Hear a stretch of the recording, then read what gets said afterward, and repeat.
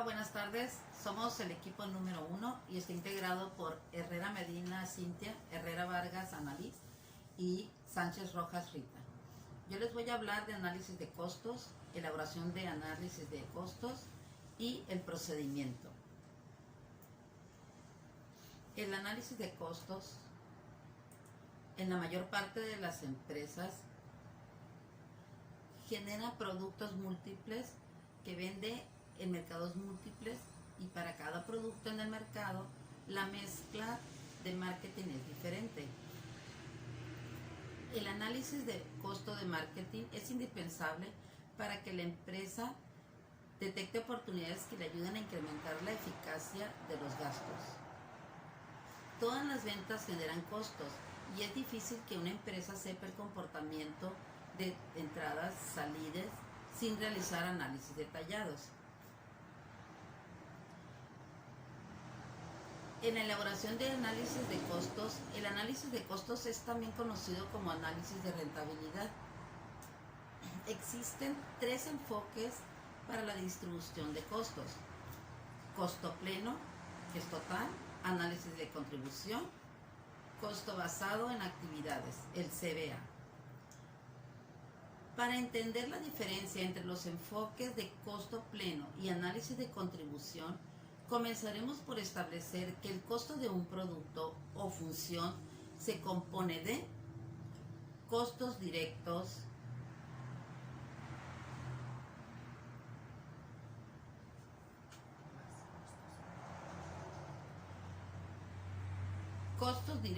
más costos indirectos es igual a costo pleno. El costo directo se identifica específicamente con un producto o una función. Cuando se considera este costo es porque el producto o función existe. Un ejemplo sería el costo de inventario de un producto. El costo indirecto es un costo compartido porque está relacionado con varias funciones o productos, y aunque se eliminara algún producto o función, este costo no se eliminaría, se trasladaría a los productos o funciones restantes.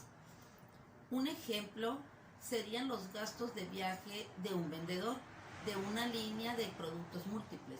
Aunque se eliminara un producto de los que vende el representante, el costo del viaje no se eliminaría.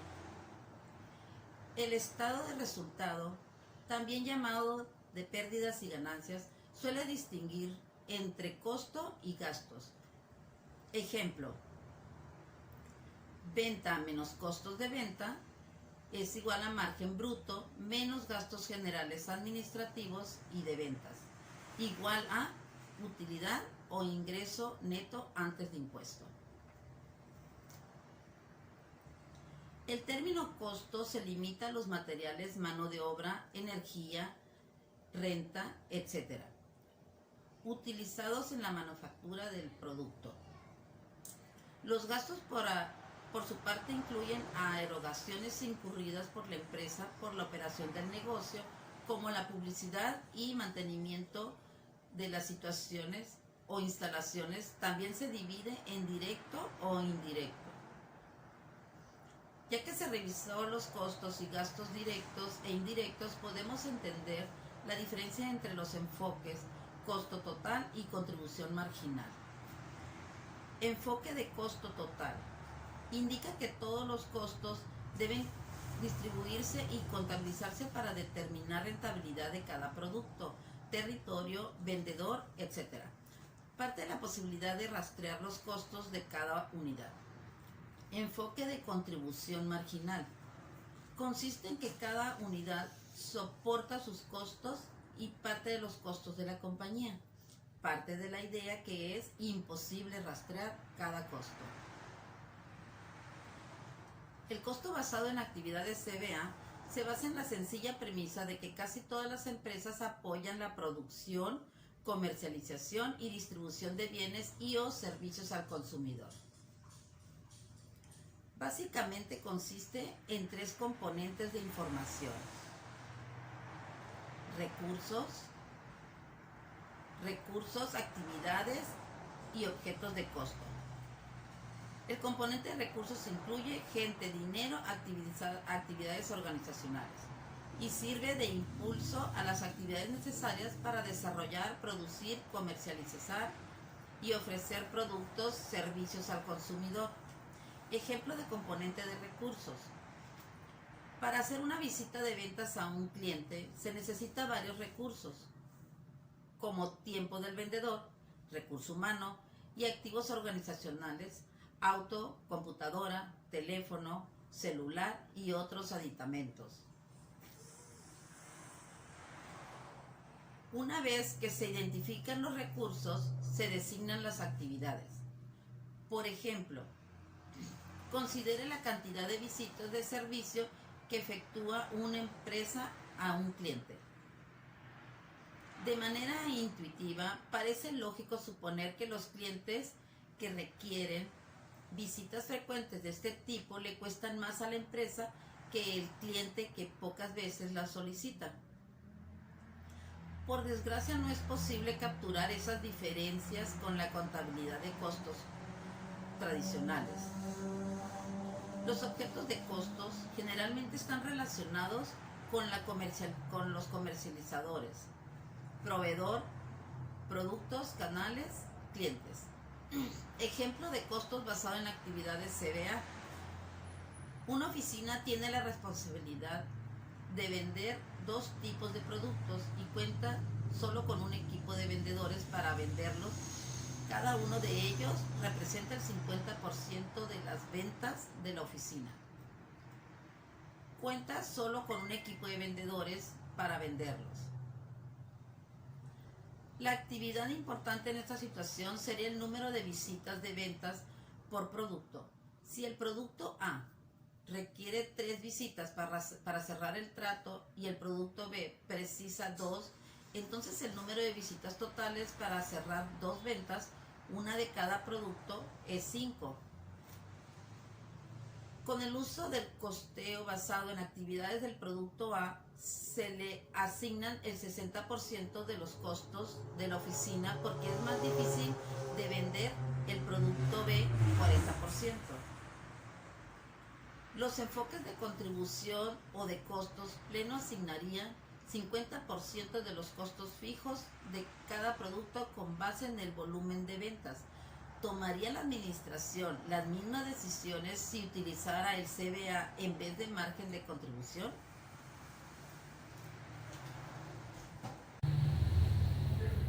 Procedimiento. El procedimiento general que se sigue para realizar un análisis de rentabilidad o costos es el siguiente: especificar el propósito, distribuir los costos, asignación de los costos funcionales, análisis de costo-rentabilidad, determinación de la contribución del segmento. Aunque el diagrama es simple, su ejecución no es fácil. Se tienen que tomar decisiones difíciles sobre qué costos de ventas o gastos se van a tratar como fijos, semifijos o variables y la manera en que se deben distribuir diversos costos a los segmentos. Especificar el propósito. Conocer el propósito ayuda a determinar los centros de costos funcionales. Se quiere investigar la rentabilidad de los diversos productos de la línea, o se quiere determinar la rentabilidad de las sucursales, clientes o vendedores. La decisión es esencial, porque el tratamiento de los diversos costos y gastos depende de ese propósito. Distribuir los costos. Consiste en repartir los costos de las cuentas naturales a dichos centros. Desde un punto de vista ideal, la empresa desearía separar todos sus costos o ingresos en unidades lo más pequeños posibles, sin dejar de ser significativos. Un ejemplo es el sueldo de un gerente de ventas regionales, el cual es un gasto general cuando se trata de determinar la rentabilidad de varias líneas de productos. Pero ese mismo sueldo del gerente de ventas es un gasto específico y necesita considerarse cuando se determina la contribución de la región a las utilidades. Asignación de los costos funcionales. Consiste en distribuir los costos de las cuentas naturales hacia centros de costos funcionales. Las cuentas naturales son las categorías de costos utilizadas en el ciclo normal de contabilidad. Estos costos incluyen sueldos, salarios, alquileres, calefacción, energía, impuestos, gastos de automóviles, materias primas y suministros de oficina. Se llaman cuentas naturales porque llevan el nombre de sus categorías de gastos. Los sueldos que se pagan en una sucursal podrían, por ejemplo, dirigirse para desempeñar funciones como ventas directas, publicidad, procesamiento de pedidos y concesión de crédito. Un análisis de costos funcionales incluiría la distribución de los sueldos totales que se pagan en la oficina a estas diversas funciones. Análisis de costo o rentabilidad. Es importante tener claro que la distribución de costos depende directamente del criterio con que se realizan. Una base que se utiliza con frecuencia es dividir los gastos de acuerdo con el volumen alcanzado, lo que se encuentra en línea sobre la contabilidad de gastos tradicional. Este método se emplea a menudo por su sencillez, sin embargo, no es el más idóneo, porque omite el propósito que dio origen a los gastos. Un ejemplo de este error es el siguiente. Un gerente tiene a su cargo 5 sucursales de ferretería. Una de las sucursales refleja el 25% de las ventas. Por lo tanto, le carga a esa sucursal el 25% de los gastos, incluyendo sueldo de vendedores, cobradores y gerente de ventas. Sin embargo, es probable que en esa sucursal el manejo de cartera vencida es mayor, por lo que requiere la mitad del tiempo laboral de todas las partes involucradas. En este caso, se le debe cargar la mitad de los sueldos y no solo el 25%. Lo mismo ocurriría en caso contrario, posiblemente el cargo que deba hacerse no es el 25% ni del 50%, pudiese ser solamente del 10%. Determinación de la contribución del segmento. Se refiere a la suma de los costos distribuidos al segmento. Los costos para los que no hay una relación causal directa se quedan sin distribuir al determinar la contribución del segmento. Una comparación de las contribuciones de segmentos similares indica entonces la medida correctiva que se tomaría, si es que hay alguna. Análisis del comportamiento y otros desempeños. Un sistema eficaz de administración de desempeño de los vendedores se caracteriza por informar a la fuerza de ventas la forma como desea que venda, ofrecer a la administración de ventas un marco a partir del cual dirigir, permitir la medición y mejora continua del desempeño de las fuerzas de venta. La administración del desempeño ha recibido gran atención como un aspecto clave para las organizaciones de ventas de clase mundial. Al añadir sistemas de administración de desempeño exhaustivos, con mediciones, flujos de trabajo, lógica comercial y controles adecuados, los gerentes de ventas están en posibilidades de ordenar y administrar la productividad. Las evaluaciones de desempeño deben ser un proceso que proporcione un foro para el diálogo entre un vendedor y el gerente de ventas.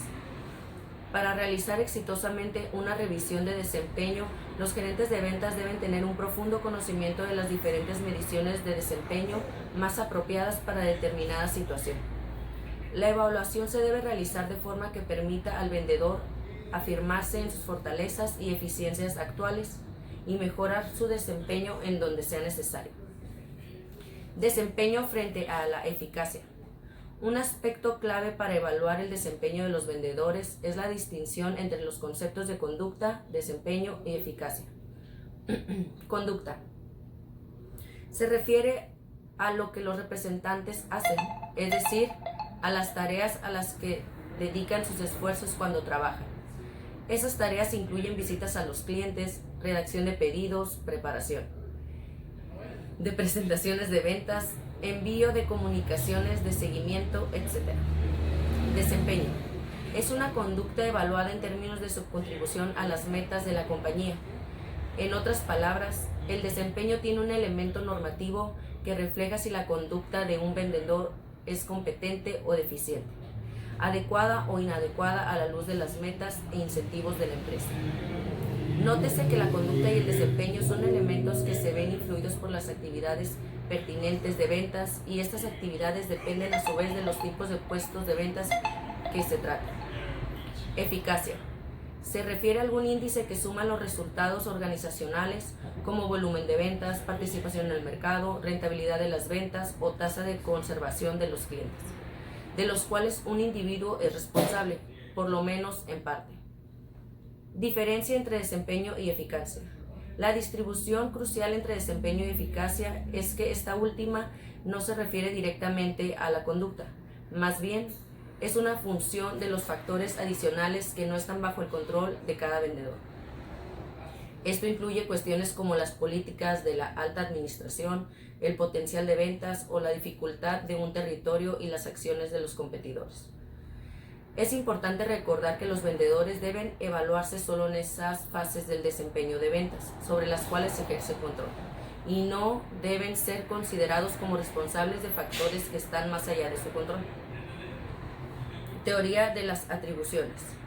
El psicólogo Fritz Heider desarrolló el concepto fundamental de que los evaluadores tienden a operar como psicólogos cándidos cuando observan y realizan la conducta de otros. Él clasificó las variables empleadas por los evaluadores para interpretar las acciones de los demás en 3 categorías. 1. Una variable de desempeño, es decir, éxito o eficacia en la tarea. 2. Variables ambientales, dificultad de la tarea y suerte. Y 3. Variables de la persona o disposicionales, habilidad y esfuerzo. Heider propuso que los evaluadores determinan el desempeño con base en las siguientes relaciones entre estos factores. Número 1, habilidad, dificultad de la tarea, esfuerzo. 2, desempeño, habilidad por esfuerzo, más menos dificultad de la tarea.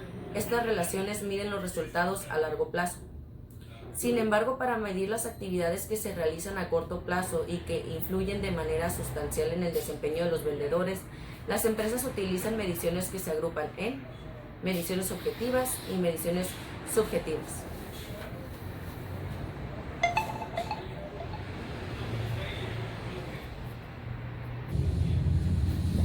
Mediciones objetivas. Las mediciones objetivas se clasifican en 3 grandes categorías: mediciones de salida, mediciones de entrada y razones de medición de salida o de entrada. Reflejan estadísticas que los gerentes de ventas se dan la tarea de reunir a partir de datos indirectos de la compañía y se utilizan mejor cuando reflejan elementos del proceso de ventas. Mediciones de entrada. Característica de estos cálculos es que se concentran en los esfuerzos del vendedor más que en los resultados que se obtienen, y las 2 razones en que se radica su importancia son las siguientes. Mide la conducta deseable. Algunas ventas no se llevan a cabo en el último momento y eso puede deberse al entorno, error en la cuota, entre otras. Sin embargo, si el vendedor realiza determinado número de visitas a clientes, puede indicar que esa actitud es la correcta. En algunos procesos de venta, generalmente las que son altas, tardan mucho tiempo en realizarse. Por eso, este tipo de mediciones permite que el gerente oriente al vendedor durante un proceso que permita realizar cambios que permitan formalizar la venta. Las razones de medición de salida o entrada. Es importante, además de tomar en cuenta las cantidades anteriores, revisar las razones sobre el desempeño de los vendedores, mismas que son agrupadas por razones de gastos, razones de desarrollo de cuentas y de servicios, razones de visitas o productividad. Razones de gastos. Estas razones miden los gastos de las ventas, combinado las entradas del vendedor con los resultados obtenidos y pueden ser modificadas por los vendedores, ya sea mediante el aumento de ventas o el control de sus gastos. Mediciones subjetivas. Generalmente son evaluaciones elaboradas por el supervisor inmediato del vendedor y suelen reunirse mediante la observación directa, aunque en ocasiones incluye información brindada por los clientes. ¿Cómo evitar errores en la evaluación del desempeño? Al igual que las demás evaluaciones, la de desempeño puede ser incorrecta y no ser reflejo de la situación real. Por ello, a continuación veremos 7 recomendaciones para evitar errores comunes.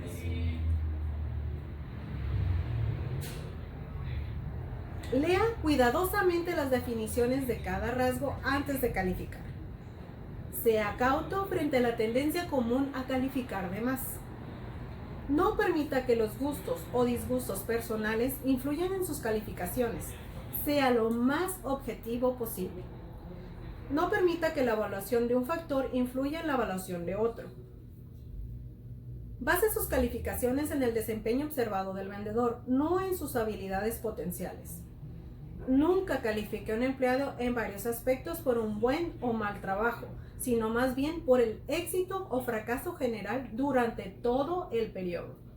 Sostenga con sólidas razones sus calificaciones. A continuación veremos la retroalimentación de 360 grados en la evaluación de desempeño. La información para evaluar el desempeño podría provenir de múltiples fuentes al mismo tiempo. Esto es más confiable de apoyarse en mediciones puramente objetivas y subjetivas generadas por una persona, y justamente la herramienta que permite esto es la evaluación 360 grados, misma que toma información del jefe, compañeros, colaboradores y clientes. La autoevaluación en retroalimentación de 360 grados. Las organizaciones de ventas deben estimular a sus vendedores a preparar una evaluación honesta de su propio desempeño respecto de los criterios establecidos, ya sean objetivos y subjetivos, y esta se debe tener preparada antes de la sesión formal de análisis de desempeño con el gerente de ventas. Esta herramienta, al permitir la intervención del propio vendedor, le permite crear una relación más estrecha con las metas. Incluso existen empresas que toman en cuenta la estimación de metas personales para cada vendedor. De esta forma, se disminuyen las sorpresas al momento de recibir la evaluación por parte del gerente y por lo tanto el rechazo a la misma, pues como parte del uso de la herramienta se contempla en el diálogo. Por último, se debe considerar que la evaluación tiene como meta básica el facilitar el desarrollo profesional y personal de los vendedores. Por ello, la retroalimentación juega un papel sumamente importante.